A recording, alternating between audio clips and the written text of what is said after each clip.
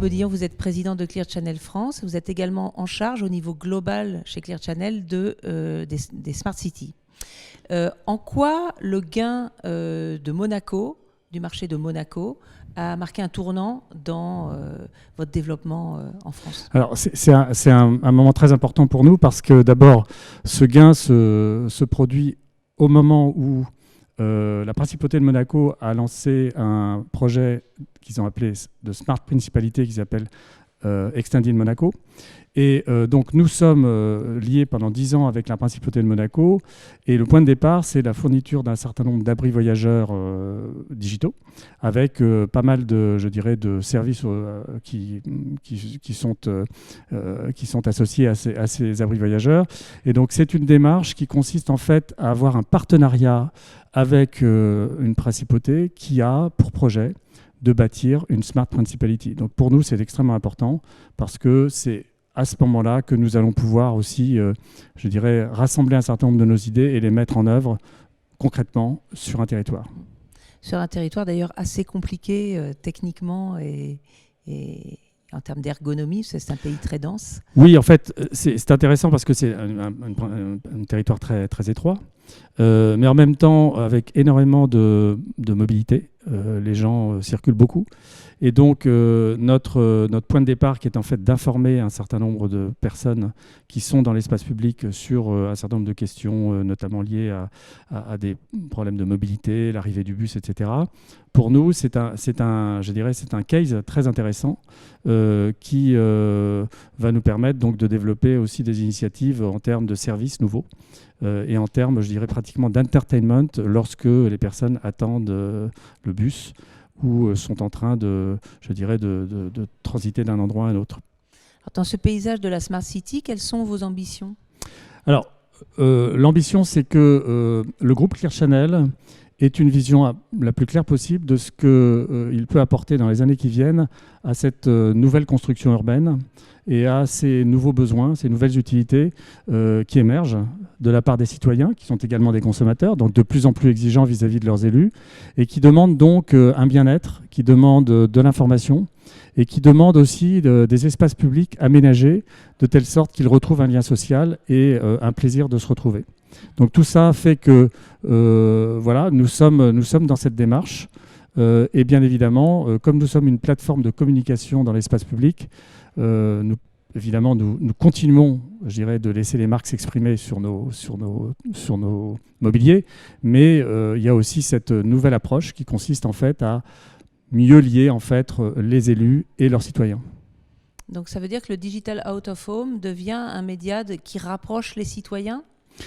Absolument. En fait, notre démarche, ça consiste en fait à d'abord donner des moyens de communication aux villes et aux territoires, et deuxièmement d'amener, je dirais, une utilité, des utilités supplémentaires pour que le citoyen vive mieux la ville.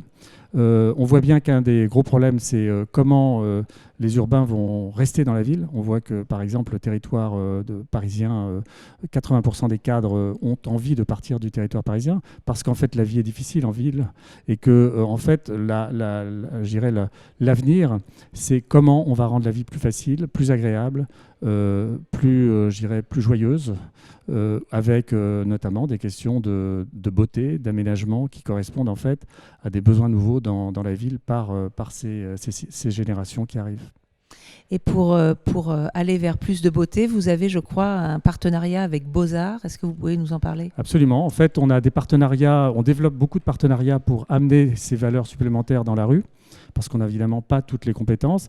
Et donc cet écosystème de partenaires est extrêmement intéressant. Nous avons un partenariat avec Brut qui amène déjà énormément de très belles images sur des questions environnementales et de citoyenneté.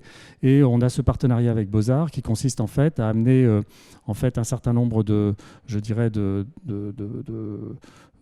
thèmes culturels. Et qui amène, je pense que la ville a besoin d'avoir effectivement un retour de beauté, si je puis dire, dans la rue. Et ça nous amène à la fois des belles choses, soit liées à une actualité culturelle mondiale, soit liées à une actualité culturelle du territoire en question, qui permet donc aussi aux gens d'être informés de ce qui se passe sur le plan culturel. Et c'est déployé dans quelle ville à ce jour ? Alors, nous sommes dans de nombreuses villes, mais c'est un mouvement qui est sans cesse croissant. Nous sommes dans une quinzaine de villes déjà, et nous avons plus de 450 mobiliers digitaux dans ces villes, en dehors des 2100 écrans que nous avons dans les centres commerciaux, où là, c'est une autre problématique, ce sont des lieux de vie aussi, mais plus de consommation. Donc en fait, on éditorialise de plus en plus en fait, nos contenus, que ce soit pour les marques, parce qu'évidemment, elles cherchent à toucher le consommateur qu'elles veulent toucher, mais aussi par rapport aux différents territoires où nous opérons, parce que par définition, le besoin d'information, d'entertainment, de beauté n'est pas le même exactement selon que vous êtes sur un territoire ou un autre. Si on devait sélectionner un projet en 2020 à suivre chez Clear Channel, quel est votre grand projet de l'année ? Oh ben, on a 2 grands projets de l'année. C'est un qui n'est pas complètement du tout, qui est vraiment plus classique, c'est le déploiement à Paris de 1630 mobiliers urbains d'information. Donc c'est un mobilier d'information de la ville. 50% du temps de parole de ces mobiliers est consacré à l'information de la ville de Paris. Mais bien évidemment, sur la partie plus digitale, plus Smart City, c'est bien évidemment Monaco, où on a un partenariat qui est en train de se développer et où on voudrait avoir une expression de ce partenariat lors de Dubaï 2020 qui va démarrer en octobre 2020. Eh bien, on y sera. Merci beaucoup, Philippe Baudillon. Merci beaucoup.